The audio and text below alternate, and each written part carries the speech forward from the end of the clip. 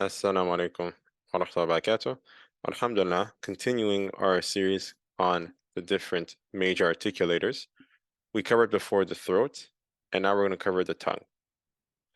So there are 18 letters that come from the tongue, and that's why the tongue is called al-Makharij, the mother of the points of articulation. So the tongue letters are letters that come from the mouth and use your tongue. So we have the ya, which comes from this area right here, ya, yi, you. We have the ta.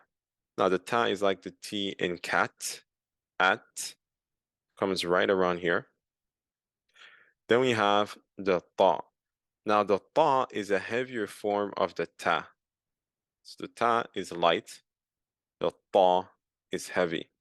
Now if you look, the tip of your tongue is not moving. The ta, the tip of your tongue is right here, it's behind your upper teeth.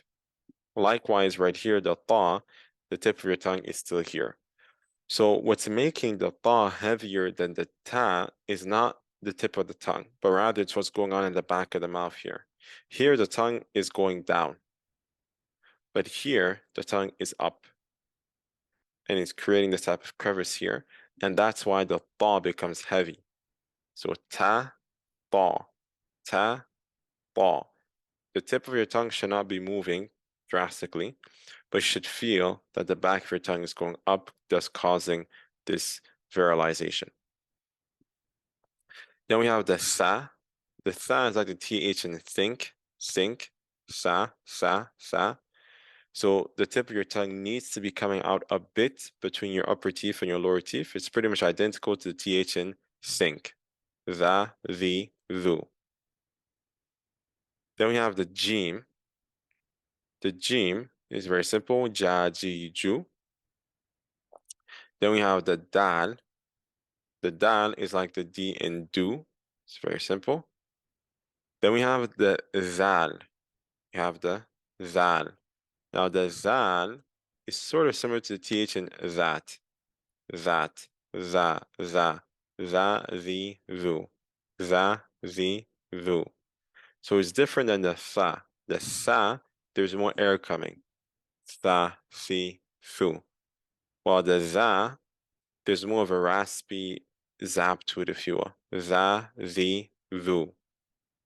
So here we have the tha. As you can see, the back of the tongue is coming up.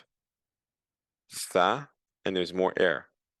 While the zal, the back of the tongue is flat, and there's more of a raspy to it, if you will. Za, the, thu. Then we have the va. Now the va is a heavier form of the za. The za, the back of the tongue is flat pretty much. The va is coming up, and thus it's making it heavier. But the tip of the tongue is still at the exact same place. Va, za, va. Then we have the ra. Now, the ra in Arabic is very different than the ra, than the r, if you will, in English, and likewise the r in French. So the r in French comes from the back of your foot, Paris, while the r in English comes likewise not from the front of the mouth. So for example, we say run, run. The tip of the tongue is not really doing anything in the r in English, but the r in Arabic, it has everything to do with the tip of the tongue coming up and lightly touching the palate. Ar, ar. So it's closer to the Spanish R. But that being said, we're not rolling the R. We're not saying ar, saying ar, ar, ar, ra, ri, ru. So it's coming up and it's slightly touching the palate. Then we have the zai. The zai is like the Z in zoo. It's very simple. Za, zi, zoo. Then we have the sheen. The sheen is like the SH in she. Sha, she, shu. Then we have the seen. The seen is like the S in sun. Sa, si, su. Then we have the sod. Now the sod is a heavier form of the seen. So again, the seen, the back of the tongue is not coming up. It's going down. Sa, si, su. Tip of the tongue is right here. The sod, the tip of the tongue is in the exact same place, but the back of the tongue is coming up and is carrying this crevice here, and thus we have the viralized form of the S. Saw, see, su. So it's a heavier form of the scene, and that heaviness is coming from the fact that the back of the tongue is coming up. Then we have the bod. Now, the bod is a very, very special letter because the Arabic language is the only language that has the bod. It's the only language that has the bod. And fundamentally, what's going on with the bod is that you have the side of your tongue, the right side and the left side.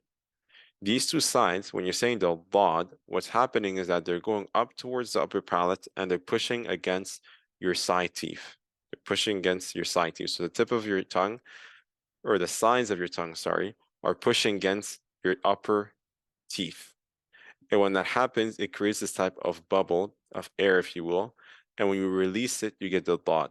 Ba, ba, ba, li, lo.